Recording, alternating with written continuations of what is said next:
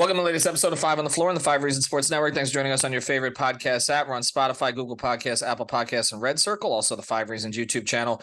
Make sure you hit like, subscribe, and turn the notifications on. Also, check out our great sponsor, Prize Picks. Use the code 5, F-I-V-E. Get that initial deposit matched up to $100. You can play the NFL with NBA coming back. You're going to want to jump on that. MLS, NHL, when they're playing again. MLB, the Marlins are in the wild card starting on Tuesday. Might want to play them on Prize Picks. You can pair different sports together, different athletes, 2, 3, 4, 5, 6 players, flex play, power play, and more. Go to prizepicks.com, the Google Play Store, or the Apple App Store.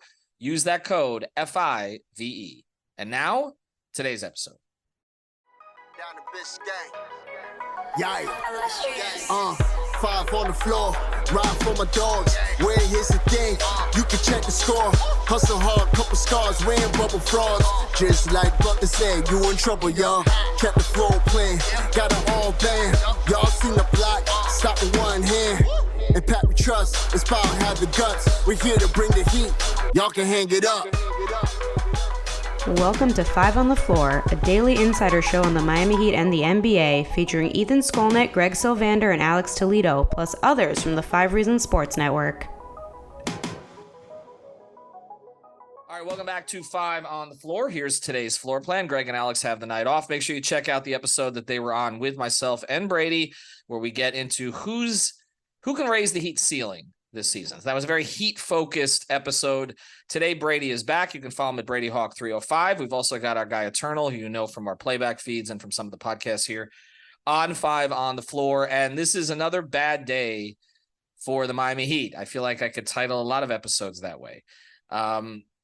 Because not only did Joe Cronin refuse to trade Dame Lillard to the Miami Heat, but he traded Dame Lillard to one of Miami's 2 primary rivals in the Eastern Conference, the Milwaukee Bucks, and then he traded the key player he got for Dame Lillard, Jrue Holiday, to Miami's other primary rival in the Eastern Conference. And it's not like we expected the Heat to get Jrue. We've been cautioning you about that. It didn't seem like they were really in on him, whether it was Cronin or not wanting to give up the 2 first-round picks, or if you've been following our guy FLA Sports Buzz on Twitter all day, it has something to do with money, which is a topic we're going to get into more and more as we go forward here.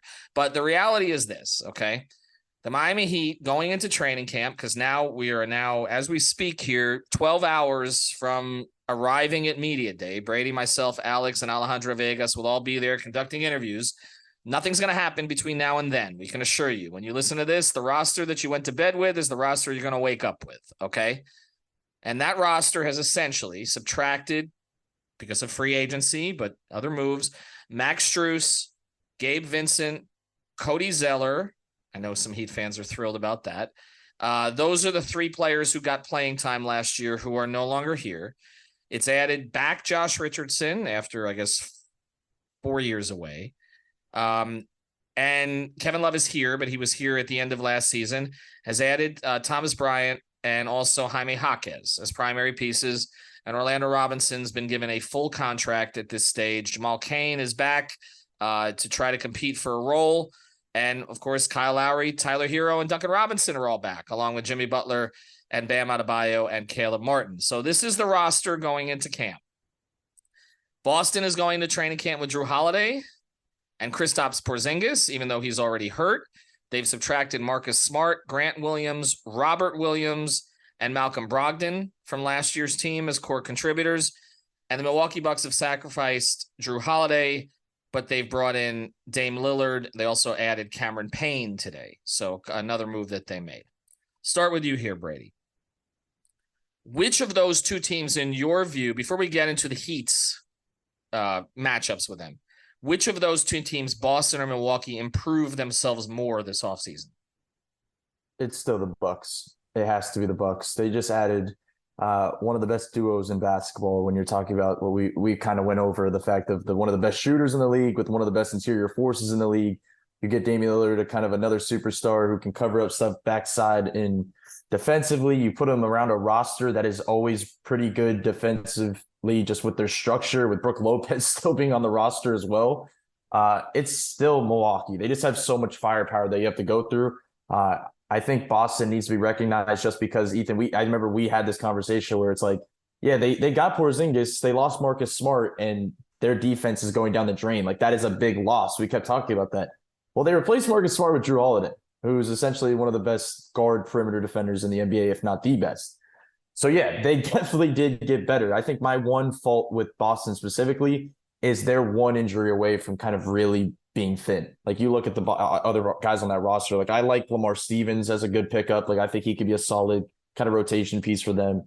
But they definitely just don't have a bunch of other guys to fill in. I think they're a decent playoff roster just because they have a solid 8-man rotation when need be. But once again, if the injuries play into it, will Porzingis actually be healthy?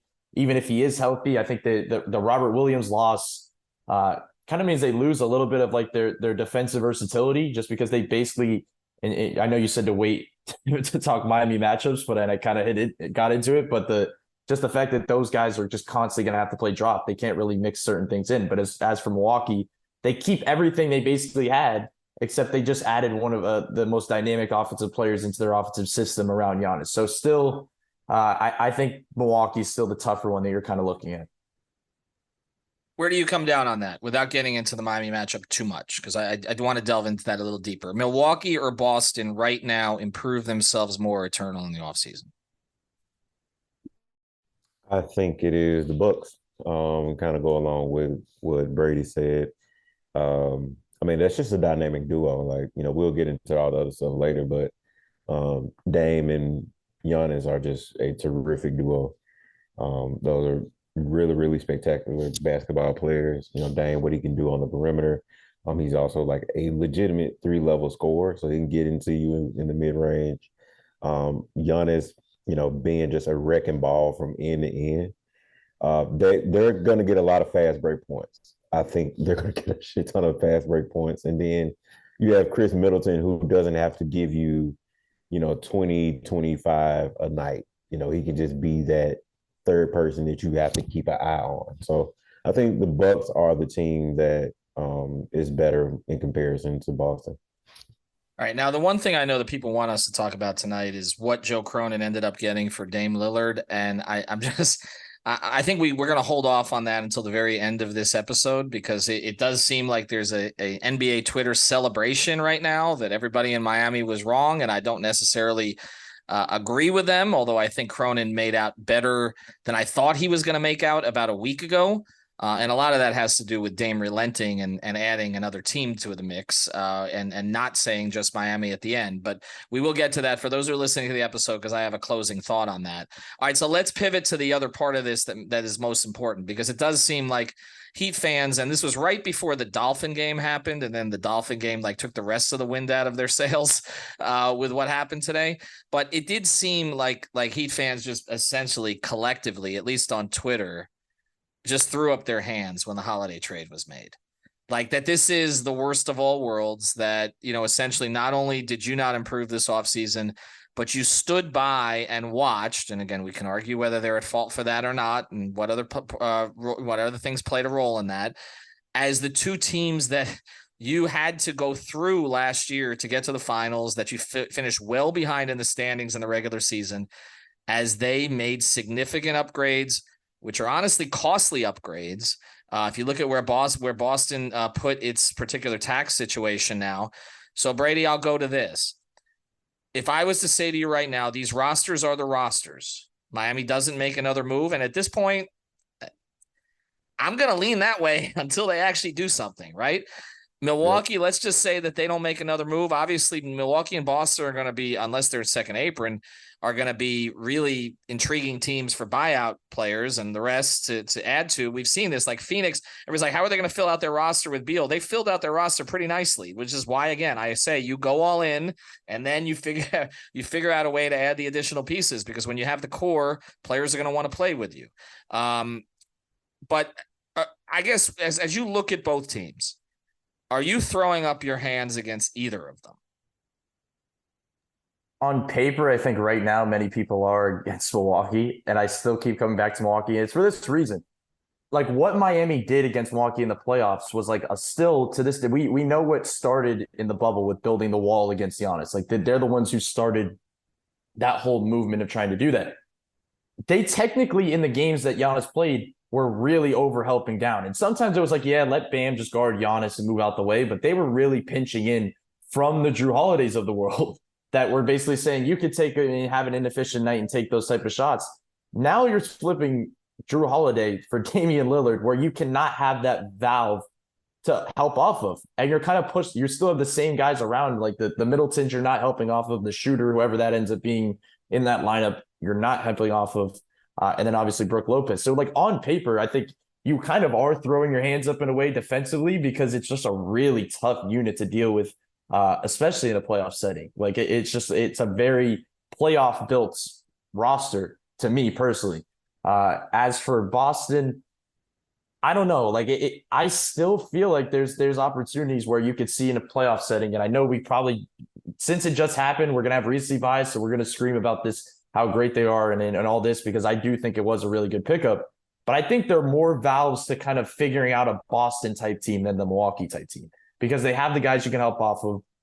Yeah, I think Jrue could be great as kind of like a point guard playmaker type of guy for some of those, but it still feels like it could be clunky at times because we still have not really seen the Jaylen Brown, Jason Tatum fluid two-man game type stuff. It still is going to dumb down into isolation stuff. So it feels like a type of team that you could kind of potentially figure out maybe if that makes sense. Whereas Milwaukee feels as fluid as ever when you kind of put things on paper. So I feel like I lean Spo in a Boston series more than I would. I'm not saying I'm not taking them over Milwaukee, but I'm saying like if you're asking me like Spo's perspective, yeah, he feels much better against this Boston roster. See, Eternal, here's the thing about Boston is that last year, Joe Mazzulla really wasn't comfortable playing more than like 7 or 8 guys. Okay. And now you've taken out, and I thought Robert Williams was overrated. I think Boston did wrong by Robert Williams. He shaved his meniscus to come back early. He's not really the same player. I mean, this is a pattern with them. You look at Isaiah Thomas and what happened with his situation. And now he's out in Portland. And again, we'll see if he ever recoups what he could have been. But they shipped out. So since that, Grant Williams was kind of on the fringe of the rotation. I know that people will remember him and Jimmy going at it, but he didn't play in some of those playoff games. But Malcolm Brogdon was clearly in the rotation. In fact, they missed him when he was injured. He's still injured, by the way, apparently. Right. But Robert Williams was in the rotation. Malcolm Brogdon was in the rotation, and Marcus Smart was a starter. Okay. And now they've essentially replaced with 2 players, right? It's just Porzingis and Holiday. And then they're counting on internal development from Jordan Walsh. I will say this, though.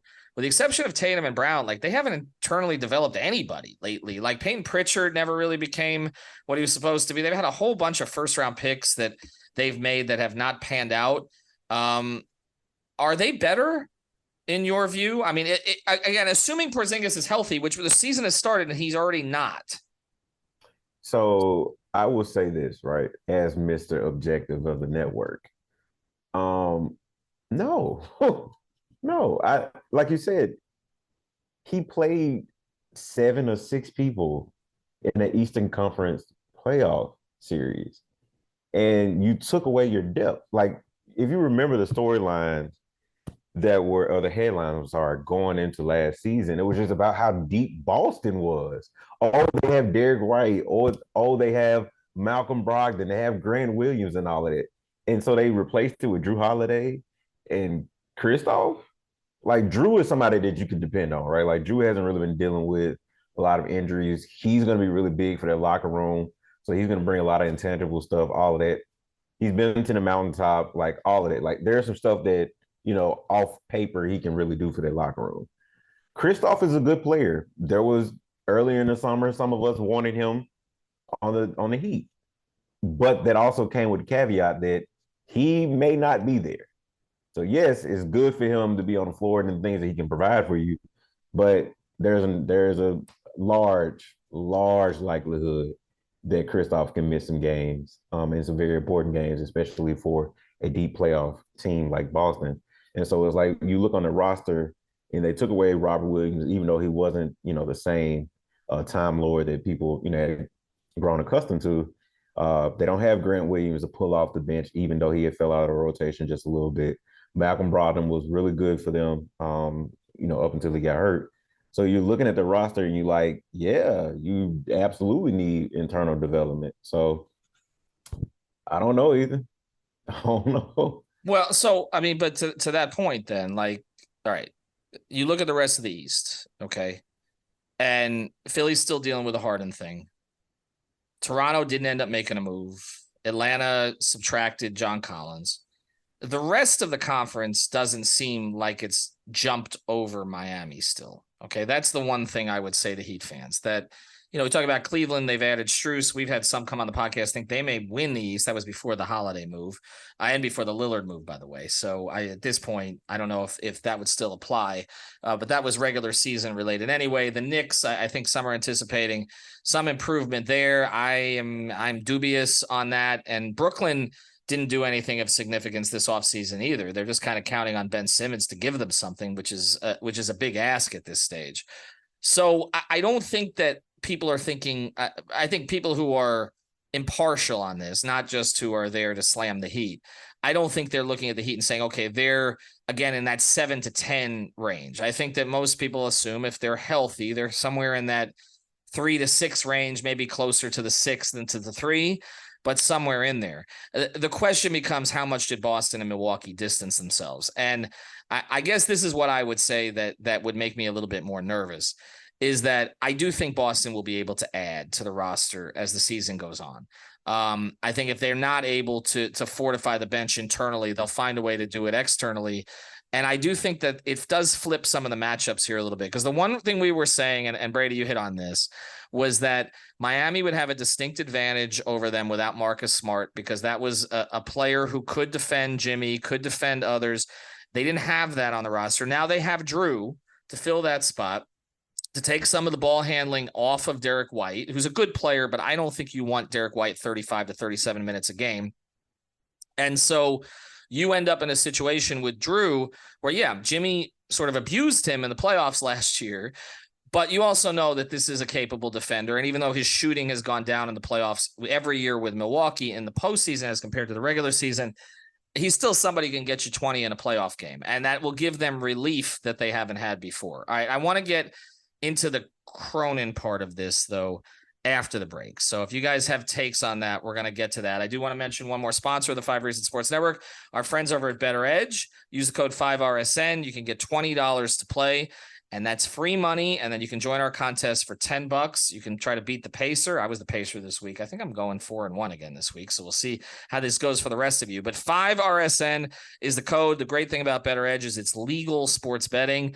You're not betting against a bookie. It's not based overseas. It's based in Minneapolis. You're betting against others who use it. It's social betting. So go to betteredge.com and use the code 5RSN. And just one other note, we do want you to stay tuned to 5 on the Floor all week. We're going to be posting the interviews we do. We're slated to have one-on-ones with Josh Richardson, Caleb Martin, Jaime Jaquez Jr., Nikola Jovic, Haywood Highsmith, and Thomas Bryant. So those 6.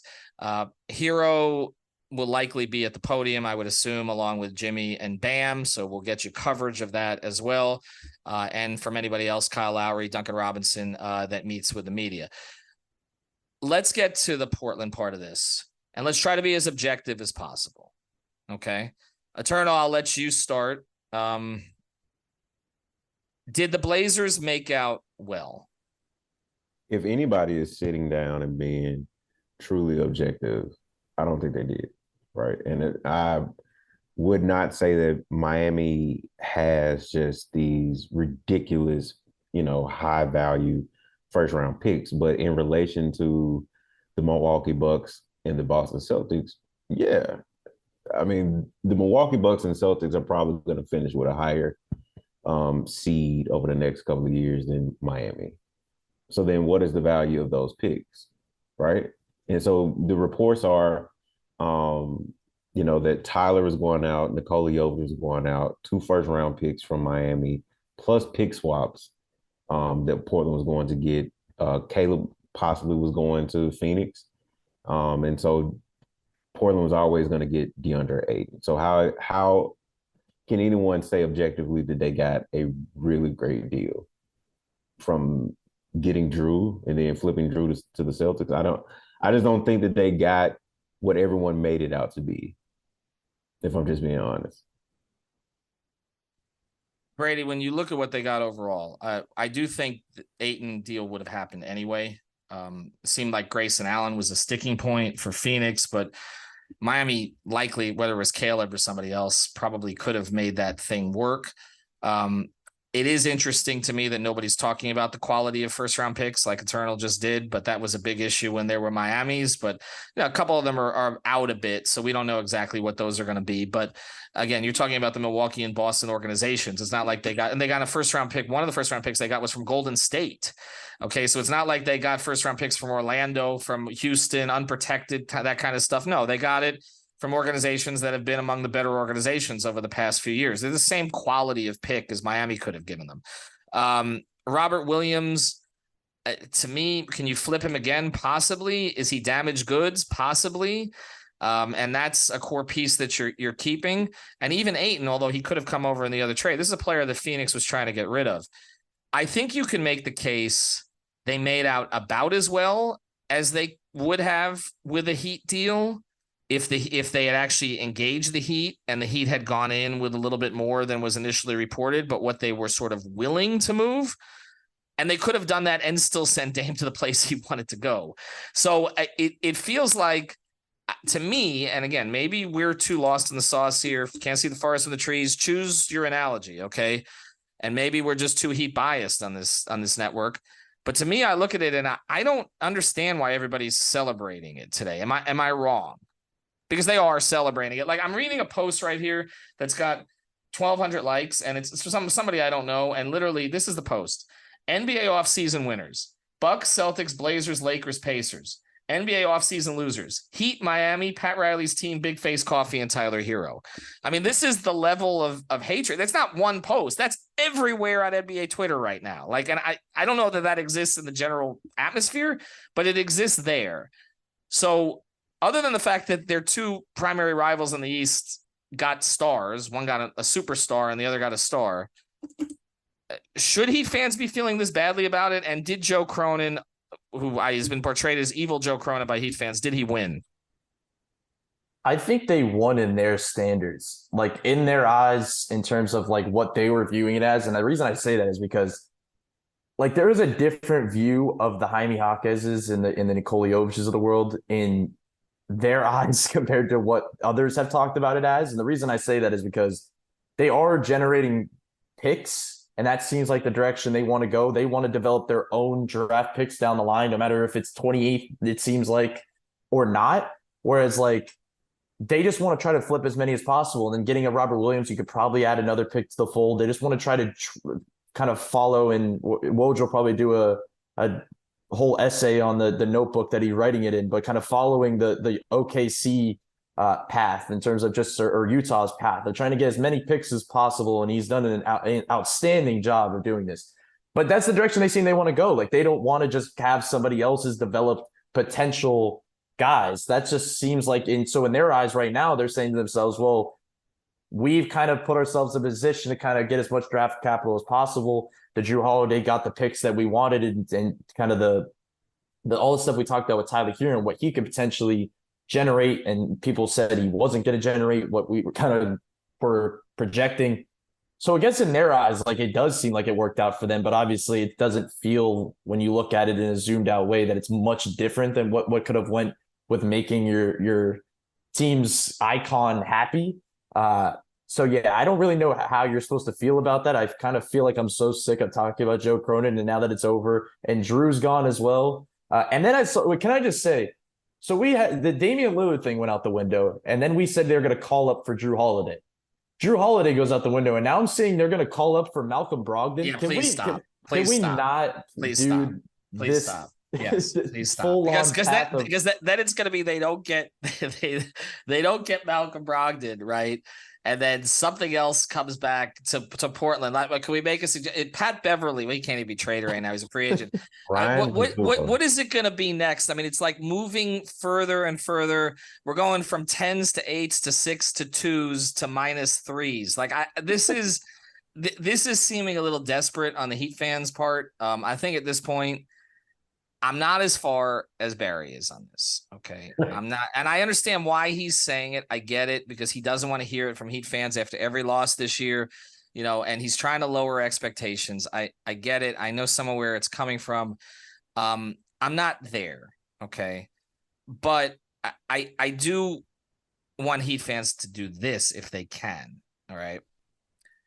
Try to pride yourself in what this organization does well and count on them to continue doing it, which is that they do develop players, whether they're their drafted players like they did with Hero or Bam, and now are going to attempt to do with Jovic and Jaquez, or with the undrafted players, the guys they've found like Strus and Vincent and about 100 others. And now they're going to try to do with, again, Haywood Highsmith and some of the others that are kind of Jamal Cain and some of the others that are here down the line. Okay. That's where you're at. Like expecting them to now go after Malcolm Brogdon from the same team where you couldn't deal with them for two players who are considerably better than him. Just stop. It looks desperate. It looks pathetic. And it's kind of giving Heat Twitter a bad name all over the place. And at this point, like, I'm with Brady. Let them cackle. Okay. We know the Blazers are never winning anything. They've never won anything. They haven't won anything since before Walton broke his foot. Okay. They've made the wrong draft pick, no matter who's been their general manager for years and years and years and years. They always will. Bad organizations typically stay bad organizations. And Joe Cronin eventually will be fired within 2 or 3 years, and the Heat will have their own little celebration. Okay. But right now, Blazer fans are basically going to hang a banner for not trading Dame to the Heat. So just let them do what they're going to do. Don't engage with them anymore. We're not going to engage with them anymore. And although, the Miami's football team really wasn't worth watching today, just, take stock of the fact that you actually have a professional football, professional hockey, and professional baseball team to watch. And Portland has to borrow Seattle's. Have a good night, everybody. Thank you for listening to the Five on the Floor on the Five Regional Sports Network.